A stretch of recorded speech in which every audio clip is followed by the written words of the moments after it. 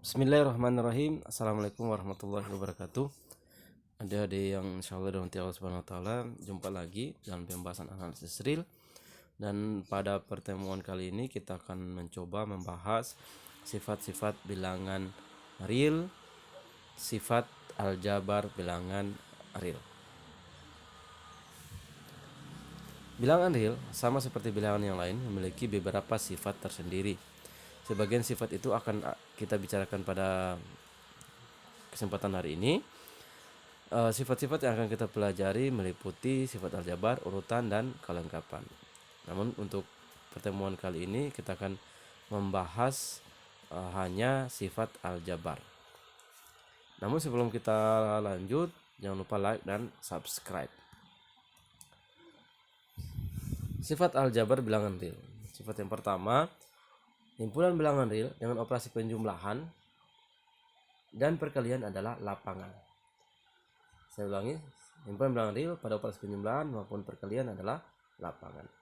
Jika kita memandang himpunan bilangan real sebagai suatu aljabar, yaitu himpunan dengan dua operasi yang well defined, yaitu penjumlahan dan perkalian, maka struktur dari himpunan bilangan real adalah sebagai suatu lapangan atau field karena memenuhi hal-hal berikut.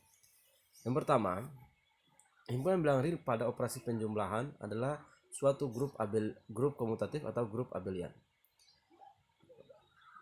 Himpunan bilangan real pada operasi penjumlahan adalah suatu grup komutatif atau grup abelian karena memenuhi yang pertama bersifat komutatif. Untuk operasi penjumlahan yang pertama bersifat komutatif atau pertukaran tempat. Terjadi pertukaran tempat. A kali A tambah B sama dengan B tambah A. A tambah B sama dengan B tambah A untuk setiap A, B elemen bilangan real. Sifat penjumlahan yang kedua yaitu asosiatif atau J2 asosiatif. Pertukaran tempat. A tambah B hasilnya dijumlahkan dengan C sama dengan B tambah C hasilnya dijumlahkan dengan A. Pengelompokan A tambah B kemudian dijumlahkan dengan C itu sama hasilnya dengan B tambah C baru dijumlahkan dengan A untuk setiap A, B, C elemen bilangan real. Ya. Sifat penjumlahan yang ketiga terdapat unsur identitas atau J3 identitas. Terdapat elemen 0 anggota bilangan real yang memenuhi A tambah 0 sama dengan 0 tambah A yang hasilnya A untuk setiap A elemen bilangan real. Ada 0 dijumlahkan dengan bilangan apa saja, hasilnya adalah bilangan itu sendiri. 0 adalah unsur identitas, tidak merubah suatu bilangan bila dijumlahkan dengan 0. Dan sifat yang keempat, sifat penjumlahan yang keempat adalah inverse atau J4 inverse. Untuk setiap A elemen bilangan real terdapat inverse-nya atau negatif A elemen bilangan real sehingga A dijumlahkan dengan inverse-nya yaitu negatif A sama dengan inverse dijumlahkan dengan A hasilnya 0. Jadi setiap bilangan real itu punya inverse atau lawan. A inverse-nya negatif A. Negatif A inverse-nya A.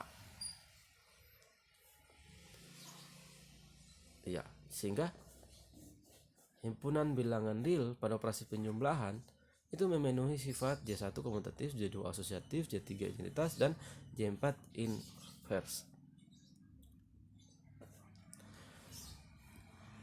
Yang kedua, himpunan bilangan real pada operasi perkalian adalah suatu grup komutatif atau grup abelian karena memenuhi sifat perkalian yang pertama atau K1 komutatif, pertukaran tempat. A kali B sama dengan B kali A untuk setiap A, B elemen bilangan real. A kali B sama dengan B kali A. Itu sifat yang pertama, komutatif, K1 komutatif. Sifat perkalian yang kedua atau K2 asosiatif. Pengelompokan. A kali B hasilnya dikalikan dengan C sama hasilnya dengan B kali C baru dikalikan dengan A untuk setiap A, B, C elemen bilangan real. Sifat perkalian yang ketiga adalah identitas atau K3 identitas. Terdapat satu elemen himpunan bilangan real yang memenuhi A dikalikan dengan 1 sama dengan 1 dikalikan dengan A, hasilnya A untuk setiap A elemen bilangan real. Jadi satu ini adalah unsur identitas yang jika dikalikan dengan bilangan tertentu, hasilnya bilangan tertentu itu tidak merubah bilangan tertentu itu, sehingga ini disebut dengan unsur identitas. Sifatnya adalah sifat identitas, K3 identitas. Dan sifat perkalian yang keempat adalah inverse. Untuk setiap A elemen bilangan real bukan 0, terdapat 1 per A. Kalau A pada operasi perkalian, inverse-nya adalah 1 per A elemen bilangan real, sehingga A kali 1 per A sama dengan 1 per A kali A, hasilnya 1. Inverse perkalian dari A adalah 1 per A, inverse perkalian dari 1 per A adalah A. Dan yang ketiga, sifat distributif, D distributif. Untuk setiap A, B, C elemen bilangan real berlaku penjabaran A kali B kali C, A tambah B baru dikalikan C, hasilnya akan sama dengan A kali C dijumlahkan dengan B kali C. Dan A kali B tambah C, B tambah C dikalikan dengan A, hasilnya sama dengan A kali B tambah A kali C. Kesembilan sifat ini disebut dengan aksioma sifat aljabar bilangan real. Ke9, J1, J2, J3, J4, K1, K2, K3, K4, dan D itu disebut dengan aksioma sifat aljabar. Dari ke9 aksioma ini kita dapat menurunkan banyak sifat aljabar lain dari bilangan real. Contohnya teorema 2.1. Teorema 2.1 ketunggalan identitas. Identitas pada operasi penjumlahan dan perkalian itu tunggal. Ya. Teorema 2.1 bagian yang pertama, jika X adalah bilangan real yang memenuhi X tambah A sama dengan A, X tambah A sama dengan A, untuk setiap A elemen bilangan real maka X-nya harusnya adalah 0. X sama dengan 0. Dan bagian yang kedua, jika Y adalah bilangan real yang memenuhi Y kali B sama dengan B, untuk setiap B tidak boleh sama dengan 0, maka harusnya Y itu adalah 1. Harusnya Y itu sama dengan 1. Supaya Y kali B itu sama dengan B tidak berubah B-nya. X tambah A sama dengan A tidak berubah A-nya. Untuk pembuktian bagian penjumlahan, ketunggalan identitas operasi penjumlahan, misalkan X tambah A sama dengan A. Misalkan X tambah A sama dengan A. X tambah A sama dengan A ini kedua ruas kita jumlahkan dengan negatif A, baik ruas kiri maupun ruas kanan, dan kita terapkan aksioma sifat aljabar. Maka kita akan peroleh yang awalnya X tambah A sama dengan A tadi, dia berubah menjadi X tambah A sama dengan X tambah A tambah negatif A sama dengan A tambah negatif A. Kedua ruas baik ruas kiri maupun ruas kanan dijumlahkan dengan negatif A. X tambah A tambah negatif A sama dengan A tambah negatif A. Ruas kiri negatif dijumlahkan dengan negatif A, ruas kanan dijumlahkan dengan negatif A. Berikutnya langkah yang kedua, kita kelompokkan A dengan negatif A. Ini sesuai dengan sifat asosiatif pada penjumlahan atau J2. Yang awalnya X tambah A kelompok yang sama, kita sekarang rubah kelompoknya A tambah negatif A dengan sifat asosiatif. J2, penjumlahan sifat asosiatif pada penjumlahan. Sehingga X tambah A tambah negatif A sama dengan A tambah negatif A. Langkah yang ketiga, kita operasikan A tambah negatif A. A tambah negatif A. A tambah negatif A hasilnya 0. Ini berdasarkan sifat sifat inverse pada penjumlahan atau J4. Langkah yang ketiga menjadi X tambah 0 sama dengan 0. X tambah 0 sama dengan 0. X tambah 0 kita operasikan, itu hasilnya X. Berdasarkan sifat identitas penjumlahan. X tambah 0 sama dengan X sifat J3 identitas penjumlahan, sehingga langkah yang keempat ini menjadi X sama dengan 0. X sama dengan 0. Ya, itu membuktikan bahwa unsur identitas pada penjumlahan yaitu X sama dengan 0 itu tunggal, tidak ada bilangan yang lain, sehingga X tambah A sama dengan A, tidak ada nilai X kecuali 0. 0 tambah A sama dengan 0. Bagian yang kedua, misalkan Y kali B sama dengan B, Y kali B sama dengan B, B bukan 0. Karena B bukan 0, maka terdapat 1 per B elemen bilangan real. 1 per B elemen bilangan real. Selanjutnya dengan mengalihkan dari persamaan Y kali B sama dengan B ini, kedua ruas ini kita kalikan dengan 1 per B.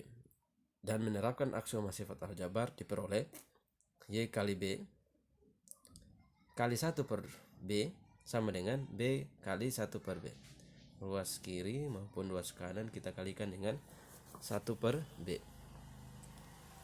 Ya. Langkah yang kedua, kita kelompokkan B dengan 1 per B. Yang awalnya kelompoknya adalah Y kali B, kita ganti kelompoknya dengan B kali 1 per B. Ya, langkah yang kedua menjadi Y kali B kali 1 per B sama dengan B kali 1 per B. Ini adalah sifat asosiatif perkalian atau K2. Lalu B kita operasikan B kali 1 per B. B kali 1 per B, B kali 1 per B. B kali 1 per B itu hasilnya adalah 1 berdasarkan sifat inverse pada perkalian atau K4. B kali 1 per B hasilnya 1 berdasarkan sifat inverse pada perkalian atau K4. Lalu langkah yang ketiga baru menjadi Y kali 1 sama dengan 1. Y kali 1 sama dengan 1. Dan selanjutnya Y kali 1 hasilnya Y. Y kali 1 kita operasikan hasilnya Y. Y kali 1 hasilnya Y. Itu berdasarkan sifat identitas pada perkalian atau K3. Sehingga langkah yang keempat menjadi Y sama dengan 1. Y sama dengan 1. Ini membuktikan bahwa nilai Y untuk Y kali B sama dengan B, tidak ada yang lain kecuali Y sama dengan 1. 1 kali B sama dengan B. Ya. Selanjutnya teorema 2.2, ketunggalan inverse. Inverse tunggal. Inverse baik itu inverse bilangan dengan operasi perkalian maupun penjumlahan itu tunggal. Misalkan A, B sebarang bilangan real, maka yang pertama, jika Z tambah A sama dengan 0, maka Z-nya itu tidak boleh selain daripada negatif A. Z harus negatif A. Bagian yang kedua, jika Y kali B sama dengan 1 dan B tidak sama dengan 0, maka Y sama dengan 1 per B, tidak boleh yang lain. Ini yang menunjukkan bahwa dia harus tunggal. Bukti untuk ketunggalan inverse penjumlahan, misalkan A, B sebarang bilangan real. Pandang persamaan Z tambah A sama dengan 0. Pandang Z tambah A sama dengan 0. Dengan menambahkan kedua ruas dengan negatif A dan menerapkan aksioma sifat aljabar, kita peroleh Z tambah A sama dengan 0. Z tambah A dijumlahkan dengan negatif A sama dengan 0 tambah negatif A. Ruas kiri maupun ruas kanan kita jumlahkan dengan negatif A. Lalu kita buat pengelompokan. Yang awalnya kelompoknya adalah Z tambah A, kita kelompokkan A tambah negatif A menjadi satu kelompok. Langkah yang kedua menjadi Z tambah A tambah negatif A sama dengan negatif A. Ya. A tambah negatif A. Ini adalah satu kelompok berdasarkan sifat asosiatif penjumlahan, dan 0 tambah negatif A hasilnya negatif A, ini adalah sifat identitas penjumlahan atau J3. Ya. A tambah negatif A itu hasilnya adalah 0. Ini berdasarkan sifat inverse pada penjumlahan atau J4. atau J4. A tambah negatif A adalah sifat inverse pada penjumlahan atau J4. Sehingga langkah yang ketiga menjadi Z tambah 0 sama dengan negatif A. Z tambah 0 sama dengan negatif A. Z tambah 0 itu hasilnya Z berdasarkan sifat identitas pada penjumlahan atau J3. Sementara negatif A diturunkan juga di bawah, sehingga nilai Z tambah 0 sama dengan negatif A berubah menjadi Z sama dengan negatif A. Z tidak lain kecuali negatif A. Ini menunjukkan bahwa inverse daripada A adalah negatif A dan dia tunggal, tidak ada yang lain. Ya. Ketunggalan inverse untuk operasi perkalian. Bagian yang kedua. Misalkan Y kali 1 sama dengan misalkan Y kali B sama dengan 1 dan B tidak boleh sama dengan 0. Karena B tidak boleh sama dengan 0, maka terdapat 1 per B elemen bilangan real. Selanjutnya dengan mengalihkan kedua ruas dengan 1 per B dan menerapkan aksioma sifat aljabar, kita peroleh awalnya Y kali B sama dengan 1. Kita kalikan kedua ruas dengan 1 per B sehingga menjadi Y kali B kali 1 per B sama dengan 1 kali 1 per B. 1 per B ruas kiri, 1 per B ruas kanan, dikalikan kedua ruas dengan 1 per B. Ya, selanjutnya langkah yang kedua adalah kita mengelompokkan B dengan 1 per B. B dengan 1 per B. Kita kelompokkan B dengan 1 per B. Yang awalnya Y dengan B satu kelompok, kita pisahkan B dengan 1 per B. Sehingga langkah yang kedua menjadi Y kali B kali 1 per B sama dengan 1 kali 1 per B. Ini berdasarkan sifat pengelompokan atau asosiatif perkalian atau K2. Sifat asosiatif perkalian atau K2. Lalu selanjutnya B kali 1 per B itu hasilnya 1 berdasarkan sifat inverse K4, inverse pada perkalian atau K4, dan 1 kali 1 per B hasilnya 1 per B berdasarkan sifat identitas perkalian atau K3. Langkah yang ketiga menjadi Y kali 1 sama dengan 1 per B. Y kali 1 sama dengan 1 per B. Y kali 1 sama dengan Y. Y kali 1 sama dengan Y ini berdasarkan sifat identitas perkalian atau K3. Sehingga langkah yang keempat menjadi Y sama dengan 1 per B. Y sama dengan 1 per B. Ya. Tidak ada nilai yang lain kecuali Y sama dengan 1 per B. Sehingga kalau 1 per B dikalikan dengan B hasilnya 1. 1 per B dikalikan dengan B hasilnya 1. Tidak ada yang lain. B adalah inverse dari 1 per B dan 1 per B inverse dari B. Maka sudah kita buktikan bahwa untuk inverse operasi penjumlahan maupun perkalian adalah tunggal.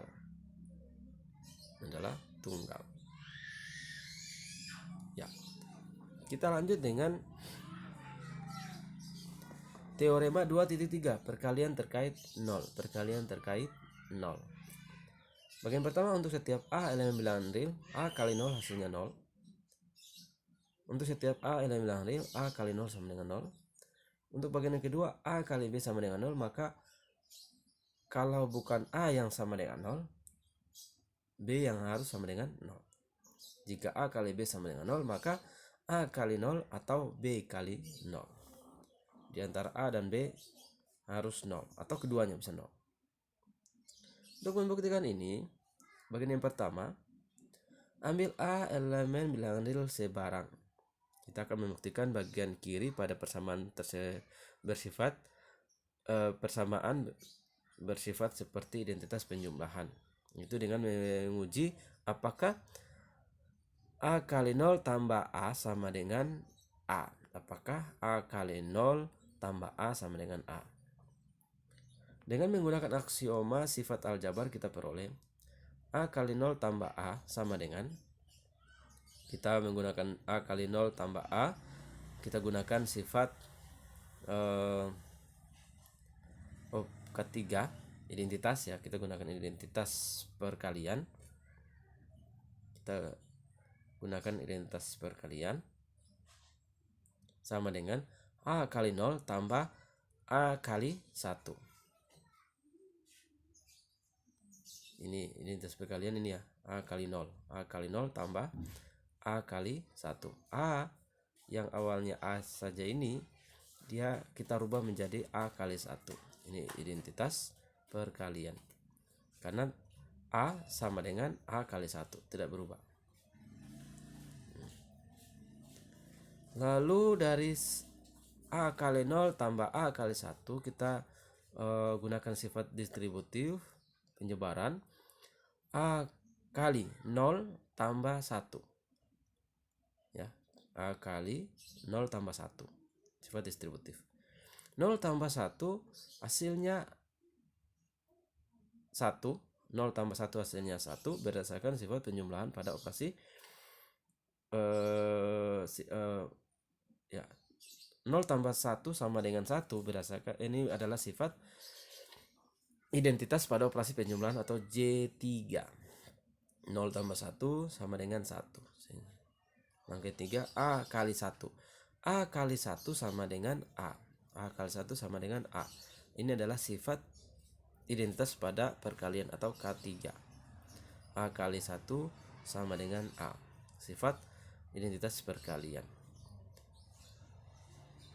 Kita dapatkan bahwa A kali 0 tambah A hasilnya adalah A. Karena untuk setiap A elemen bilangan real, A kali 0 sama dengan 0, dan identitas penjumlahan tunggal kita simpulkan bahwa A kali 0 sama dengan 0. A kali 0 sama dengan 0. Ya. Untuk bagian yang kedua, kita misalkan A kali B sama dengan 0. Kita punya dua kasus di sini. Misalkan A kali B sama dengan 0, kita mempunyai dua kasus di sini. Kasus yang pertama, jika A sama dengan 0, maka pernyataan dipenuhi dan bukti selesai. A-nya 0, maka buktinya selesai. Ya. Pernyataan dipenuhi. 0 kali B sama dengan 0. Benar. Jika A tidak sama dengan 0, jika A tidak kasus yang kedua, jika A tidak sama dengan 0, maka harusnya ada 1 per A elemen bilangan real. Pandang persamaan A kali B sama dengan 0. Dengan mengalihkan kedua ruas dengan 1 per A dan menerapkan aksioma sifat aljabar, kita peroleh 1 per A dikalikan dengan A kali B sama dengan 1 per A kali 0. Jadi A kali B sama dengan 0 ini kita kalikan kedua ruas dengan 1 per A. Ruas kiri maupun ruas kanan.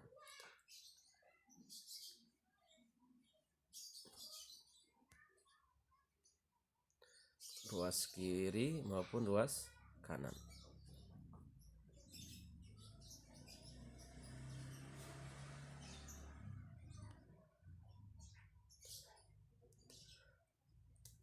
Selanjutnya kita mengelompokkan 1 per A dengan A. 1 per A dengan A. Kita kelompokkan 1 per A dengan A. 1 per A kali B sama dengan, lalu kita operasikan 1 per A kali 0 hasilnya 0. 1 per A kali 0 itu hasilnya 0, itu adalah teorema perkalian. 1 per A kali 0 sama dengan 0 adalah teorema perkalian. Sementara 1 per A kali A yang awalnya tadi tidak dikelompokkan, ini adalah sifat pengelompokan asosiatif perkalian atau K2. Lalu langkah yang ketiga, 1 per A kali A hasilnya 1. Ini adalah sifat inverse perkalian atau K4. 1 per A kali B sama dengan 0 berubah menjadi 1 kali B sama dengan 0. Lalu 1 kali B sama dengan B adalah sifat identitas pada perkalian atau K3. Hasil terakhirnya adalah B sama dengan 0. Jadi jika A kali B sama dengan 0, maka bisa A sama dengan 0 atau B sama dengan 0 atau keduanya. Bisa A sama dengan 0, bisa B sama dengan 0 atau keduanya, A dan B nya 0. Ya. Selanjutnya bilangan rasional dan irasional. Bilangan rasional. Bilangan rasional definisinya adalah bilangan jika terdapat bilangan bulat P dan Q, di mana Q tidak boleh sama dengan 0 sehingga X sama dengan P per Q. Ya, bilangan rasional, bilangan X elemen bilangan real disebut dengan bilangan rasional jika terdapat bilangan bulat P, Q, bilangan di mana Q tidak boleh sama dengan 0 sehingga X sama dengan P per Q. Kita dapat menyatakan Q untuk operasi penjumlahan, bilangan rasional untuk operasi penjumlahan maupun perkalian merupakan lapangan bagian subfield dari himpunan bilangan real dengan menunjukkan bahwa Q tertutup terhadap kedua operasi dan inverse operasi ada di Q.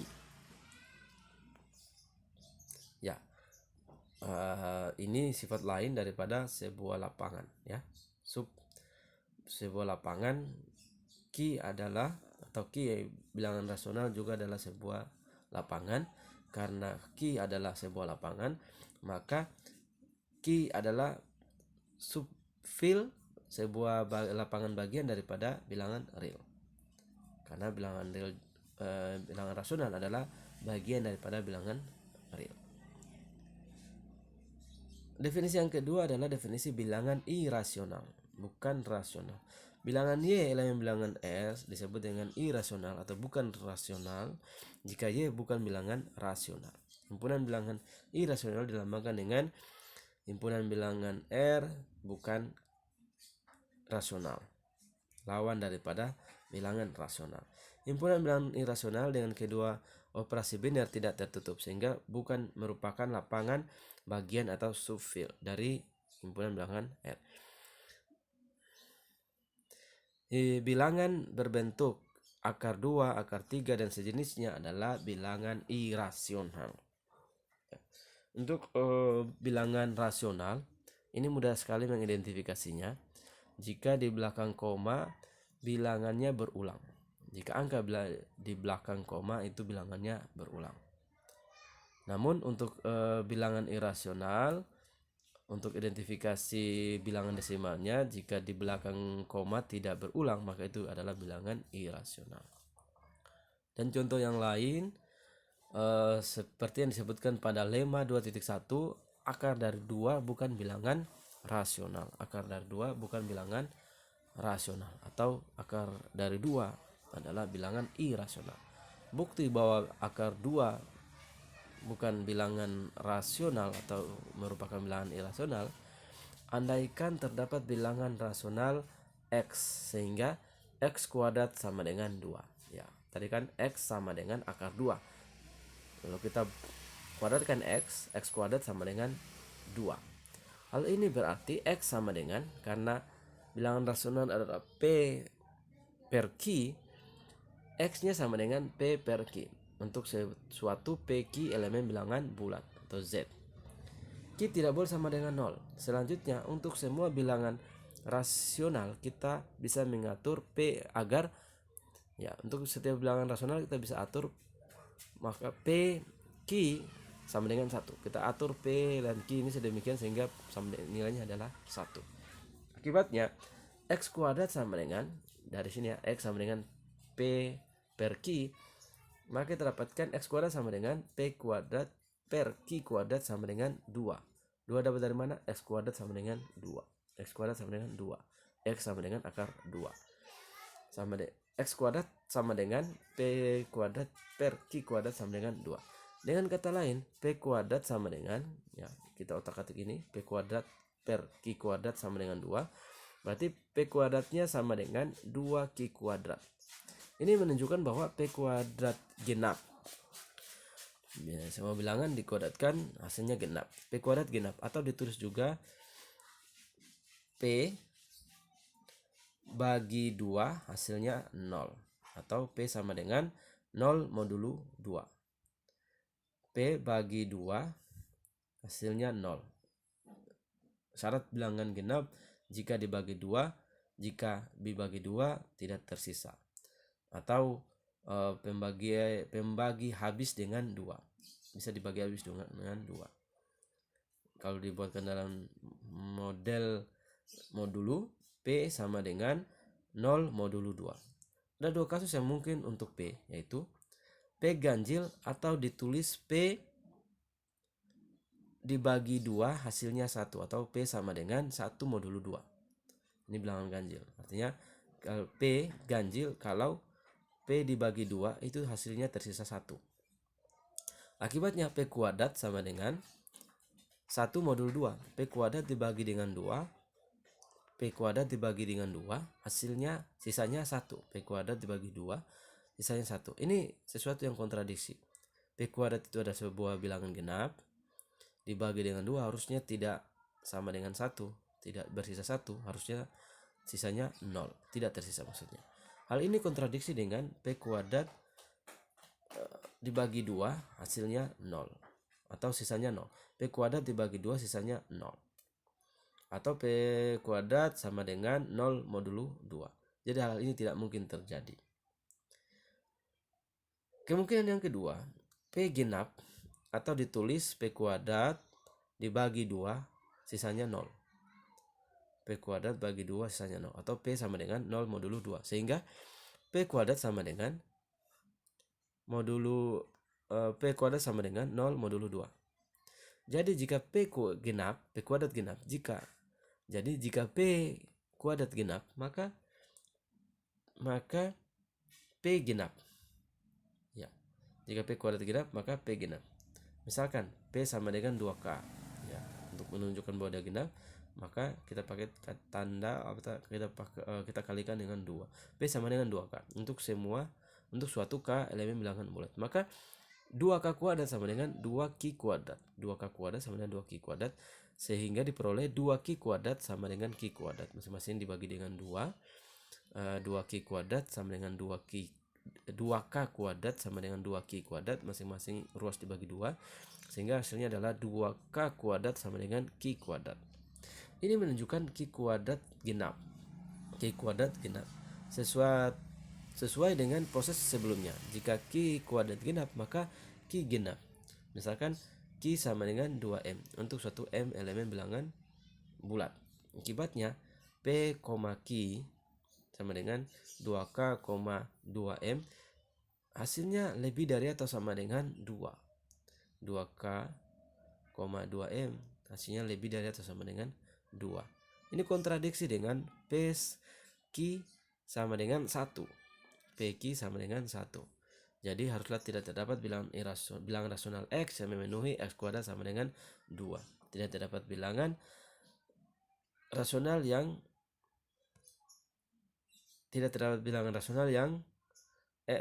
X memenuhi X kuadrat sama dengan 2. Karena tidak ada bilangan rasional yang memenuhi X sama X kuadrat sama dengan 2, maka akar 2 bukan bilangan rasional, atau akar 2 merupakan bilangan irasional. Oke, demikian pembahasan kita tentang sifat-sifat bilangan real, terutama sifat aksioma aljabar bilangan real. Terima kasih, selamat belajar. Sampai jumpa lagi. Assalamualaikum warahmatullahi wabarakatuh.